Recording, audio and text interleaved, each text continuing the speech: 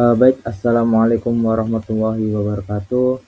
Eh, saya Faus Belda. Saya di sini akan menjelaskan tentang materi presentasi, yaitu pengolahan limbah cair secara aerobik dan anaerobik serta reduksi nitrogen melalui nitrifikasi dan denitrifikasi. Nah, eh, dan juga saya akan membahas tentang review jurnal efektivitas biofilter kombinasi anaerob aerob pada pengelolaan limbah cair rumah sakit. Nah, mengapa materi ini penting? Karena limbah cair yang tidak diolah dengan baik dapat menyebabkan pencemaran lingkungan dan gangguan kesehatan. Nah, oleh karena itu diperlukan metode pengolahan yang efektif agar limbah yang dibuang ke lingkungan sudah memenuhi standar baku mutu yang ditetapkan pemerintah. Jadi, presentasi ini saya akan menjelaskan proses pengolahannya dan juga metodenya serta contoh penerapan dari hasil penelitian yang sudah dilakukan. Nah, selanjutnya kita masuk kepada pendahuluan dan tujuan. Limbah cair di sini adalah air buangan yang mengandung bahan berbahaya dari aktivitas domestik, industri, dan rumah sakit ataupun lainnya. Nah, adapun pada limbah cair ini ada beberapa sumber utama, yaitu yang pertama domestik seperti rumah tangga, perkantoran, kemudian industri seperti industri manufaktur, pertambangan, tekstil, kemudian rumah sakit yang mengandung patogen dan bahan kimia, lalu pertanian seperti pupuk dan pestisida. Nah, adapun pada dampak terhadap lingkungannya, yaitu yang pertama mencemari perairan. Nah, di mana ini dapat menurunkan kualitas sungai, danau ataupun laut. Dan yang selanjutnya eutrofikasi, yaitu pertumbuhan alga yang berlebihan akibat nutrien. Nah, eutrofikasi di sini kondisi ketika perairan mengalami kelebihan nutrien, terutama nitrogen dan fosfor, sehingga menyebabkan pertumbuhan alga secara berlebihan. Akibatnya, kadar oksigen di air menurun dan kehidupan organisme air terganggu. Nah, oleh karena itu juga dampak lainnya dapat mengganggu kesehatan dan juga kerusakan ekosistem. Nah, adapun untuk tujuan pengolahan limbah cair ini yaitu yang pertama menurunkan kadar BOD atau biochemical oxygen demand dan juga COD, chemical oxygen demand. Nah, yang selanjutnya mengurangi kandungan bahan organik dan nitrogen seperti amonia, nitrit, nitrat, lalu mencegah pencemaran lingkungan dan menjaga keseimbangan ekosistem perairan. Nah, di mana semua ini itu untuk memenuhi baku mutu limbah sesuai peraturan pemerintah nomor 22 tahun 2021.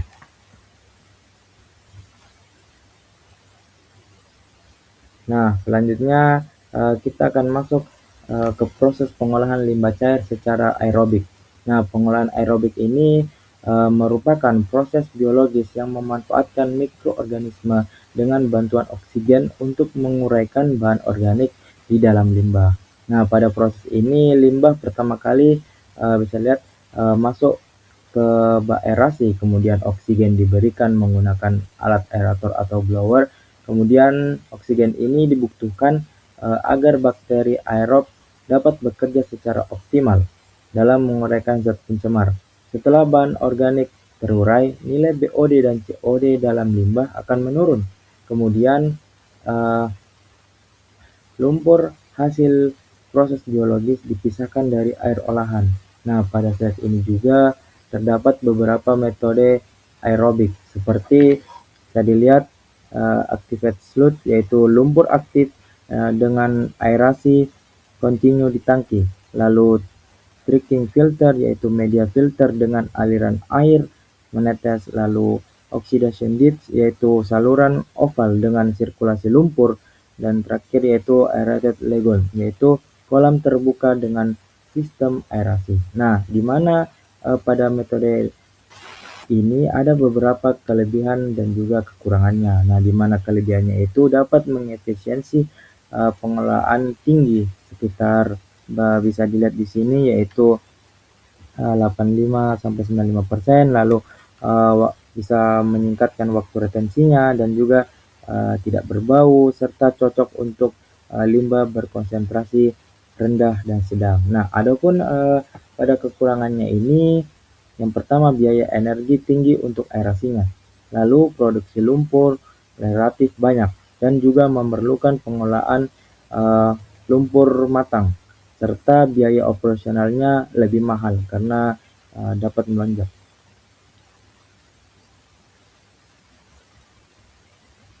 Nah, baik selanjutnya, uh, berbeda dengan proses sebelumnya, pengolahan anaerobik ini dilakukan tanpa adanya oksigen bebas. Nah, pada bagian pengertian dijelaskan bahwa mikroorganisme anaerob akan menguraikan bahan organik dan menghasilkan biogas berupa metana dan karbon dioksida.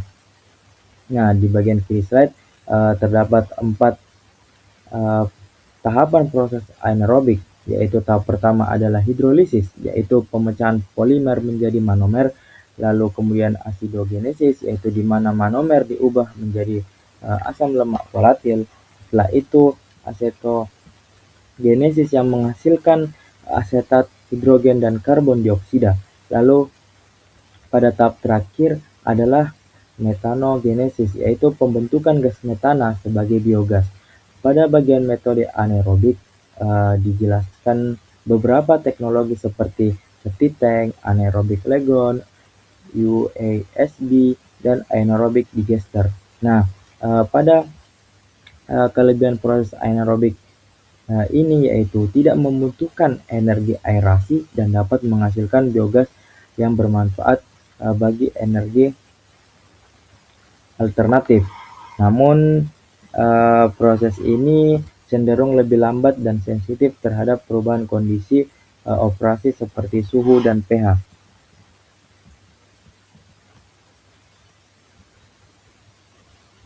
Nah, lalu pada slide ini ditampilkan tabel perbandingan antara proses aerobik dan anaerobik, di mana perbedaan pertama terlihat pada kebutuhan oksigennya.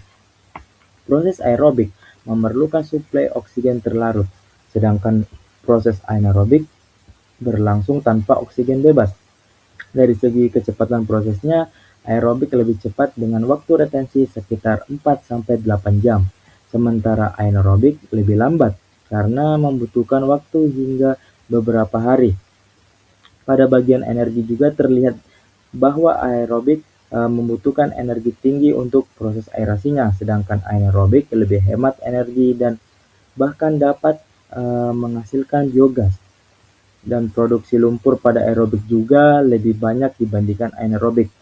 Adapun dari sisi efisiensi BOD, aerobik memiliki efisiensi lebih tinggi, yaitu sekitar 85 hingga 95%, sedangkan aerobik berkisar 60-85%.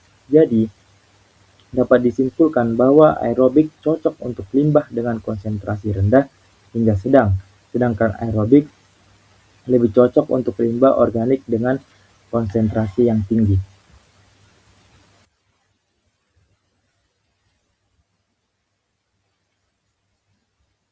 Nah, selanjutnya slide ini membahas kandungan nitrogen dalam limbah dan proses nitrifikasi. Bisa dilihat pada bagian kiri dijelaskan bentuk nitrogen dalam limbah, yaitu amonia, amonium, nitrit, dan nitrat. Amonia ini bersifat toksik bagi organisme air, sedangkan nitrat merupakan bentuk nitrogen yang lebih stabil. Jika kandungan nitrogen terlalu tinggi, maka dapat menyebabkan eutrofikasi, yaitu ledakan pertumbuhan alga di perairan yang akhirnya memenuhi kadar oksigen terlarut. Nah, pada bagian kanan juga ditampilkan proses nitrifikasi, di mana nitrifikasi adalah proses oksidasi amonia menjadi nitrat oleh bakteri aerob. Dan tahap pertama dilakukan oleh bakteri Nitrosomonas yang mengubah amonia menjadi nitrit. Kemudian Nitrobacter mengubah nitrit menjadi nitrat.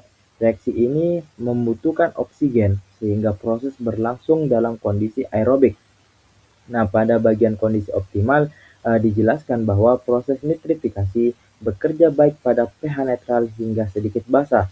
Nah, suhu sekitar 20-30 derajat Celcius dan kadar oksigen terlarut lebih dari 2 mg per liter.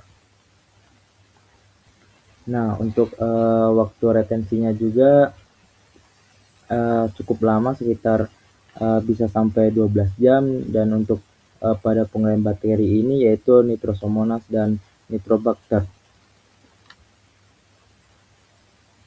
Nah, selanjutnya setelah nitrifikasi ini, tahap berikutnya adalah denitrifikasi. Pada slide ini ditunjukkan perubahan nitrat menjadi nitrit, lalu menjadi nitrogen oksida, sehingga akhirnya menjadi gas nitrogen. Proses ini disebut denitrifikasi dan berlangsung pada kondisi anoksik, yaitu kondisi dengan kadar oksigen sangat rendah.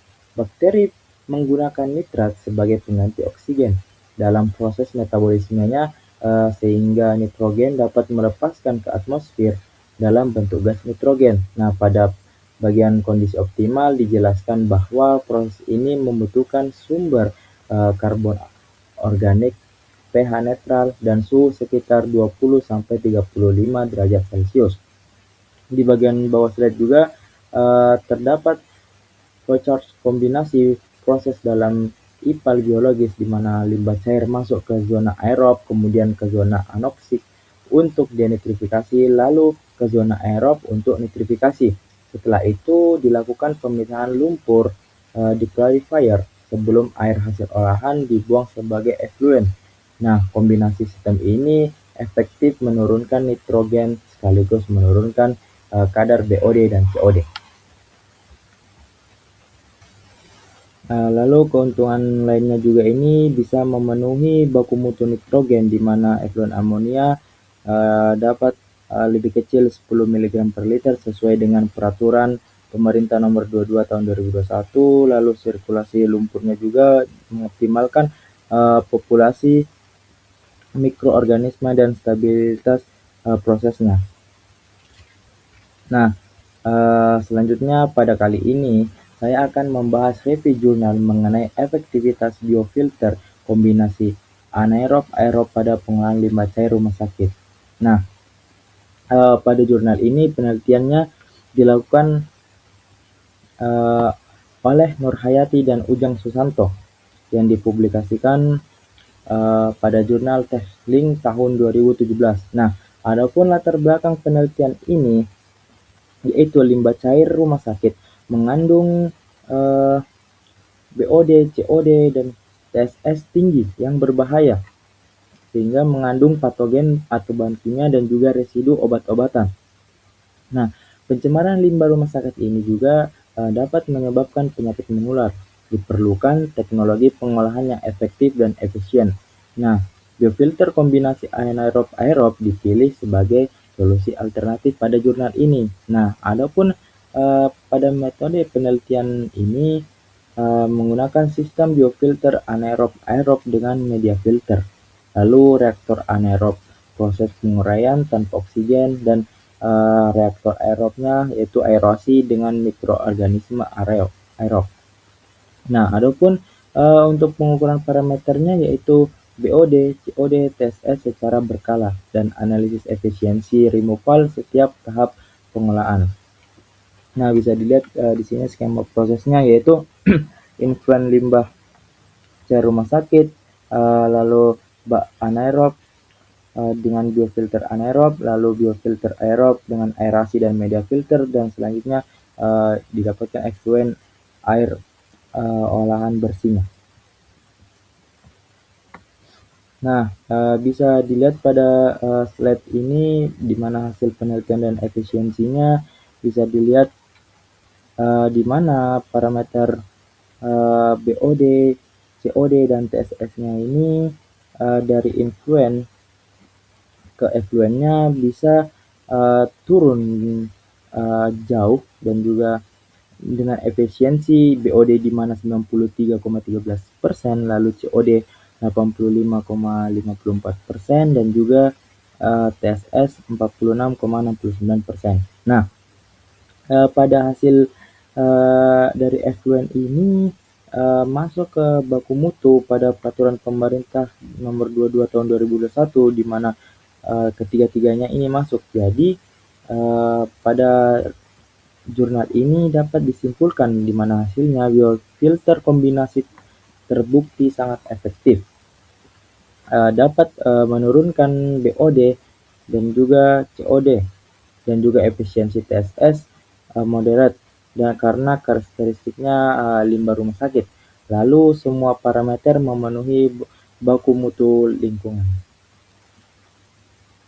Nah, pada materi yang telah dipaparkan dapat disimpulkan bahwa pengolahan limbah cair secara aerobik maupun anaerobik memiliki peran penting dalam mengurai pencemaran lingkungan, di mana proses aerobik efektif untuk menurunkan BOD dan COD dengan bantuan oksigen dan mikroorganisme aerob, sedangkan proses anaerobik cocok untuk limbah organik berkonsentrasi tinggi karena dapat menghasilkan biogas dengan kebutuhan energi lebih rendah. Selain itu, nitrifikasi dan denitrifikasi sangat penting dalam menguraikan kandungan nitrogen agar tidak menyebabkan eutrofikasi di perairan. Nah, dari hasil review jurnal juga dapat dilihat bahwa biofilter kombinasi anaerob-aerob efektif menurunkan kadar BOD dan COD dan TSS. Nah, pada limbah cair rumah sakit hingga memenuhi baku mutu lingkungan. Jadi, pemilihan metode-metode pengolahan yang tepat sangat penting untuk menjaga kualitas lingkungan dan juga kesehatan masyarakat. So, sekian presentasi dari saya, kurang dan lebihnya mohon dimaafkan. Sekian dari saya, wassalamualaikum warahmatullahi wabarakatuh.